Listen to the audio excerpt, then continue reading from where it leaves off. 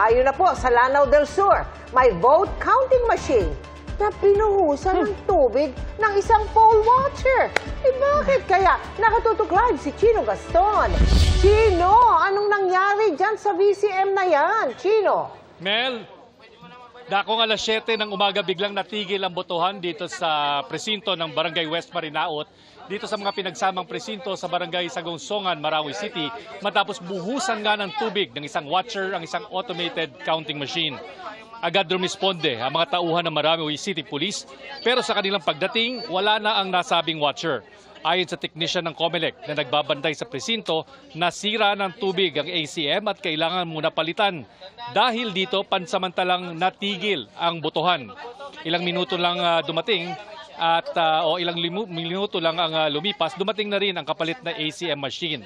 Isa lang ito sa dumaraming insidente ng kaguluhan dito sa 4 na pinagsamang voting precinct para sa mga evacuees na nawalan ng tirahan mula sa ground zero ng Marawi Siege.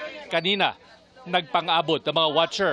Wala pang 10 minuto mula nang magsimula ang botohan. Nagsuntukan sa loob mismo ng voting precinct ang ilang lalaki na mga watcher ng magkatunggaling mayor sa Marawi. Agad naman silang naawat ng mga responding tauhan ng Task Force Marawi at Marawi City Police. Narito po ang pahayag. Binuhusan ng tubig. Dito. Saan banda po? Dito. Kaya sa... Anong ginawa, sir? Mineral water?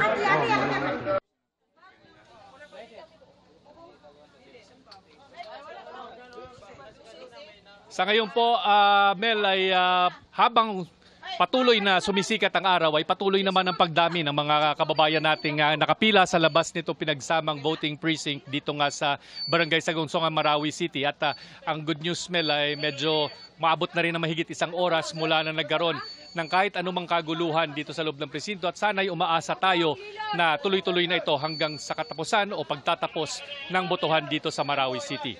Mula rito sa Marawi City, ako si Chino Gaston ng GMA Integrated News. Dapat totoo sa eleksyon 2025. Maraming salamat sa iyo, Chino Gaston.